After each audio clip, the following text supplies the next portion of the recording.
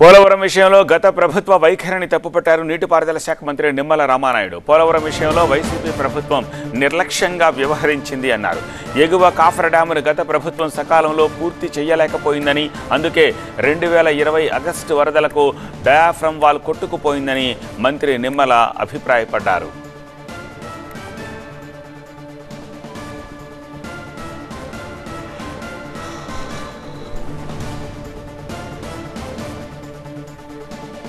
రెండు 2019లో ప్రభుత్వం మారిన తర్వాత అక్కడ పనిచేసేటువంటి ఏజెన్సీలన్నీ రద్దు చేసేసి ప్రత్యామ్నాయ ఏర్పాట్లు చేయకుండా పోవడం వల్లే డయాఫ్రమ్ వాల్ దెబ్బతింది. 2020లో వచ్చినటువంటి ఆగస్టులో వచ్చిన వరదలకి డయాఫ్రమ్ వాల్ దెబ్బతింది.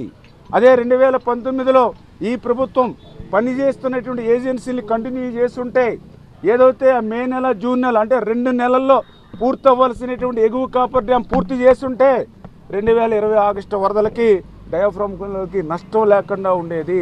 ఈ యొక్క జగన్మోహన్ రెడ్డి ప్రభుత్వం ఏదైతే ఏజెన్సీలు రద్దు చేసి ప్రత్యామ్నాయ ఏర్పాట్లు లేకుండా ఒక సీజన్లో పూర్తి అవ్వాల్సిన ప్రాజెక్ట్ని మళ్ళీ 2-3 సీజన్లకు ఏదైతే తీసుకెళ్ళిపోయిందో ఆ తప్పిదం వల్లే ఇవాళ డయాఫ్రమ్ వాల్ దెబ్బతింది అని సాక్షాత్తు ఐఐటి హైదరాబాద్ నిపుణులు నీతి ఆయోగ్ కమిటీకి రిపోర్ట్ ఇవ్వడమే కాదు, ఇటువంటి తప్పిదాలు ఇటువంటి భారీ ప్రాజెక్టులో భవిష్యత్తులో చేయొద్దు అని కూడా చెప్పారని అంటే జగన్మోహన్ రెడ్డి ఈ యొక్క ఆంధ్రప్రదేశ్ రాష్ట్ర రైతాంగానికి ఎంత ద్రోహం చేశాడో ఆ పోలవరం విధ్వంసం ద్వారానే మనందరికీ కూడా తెలుస్తున్నటువంటి పరిస్థితి.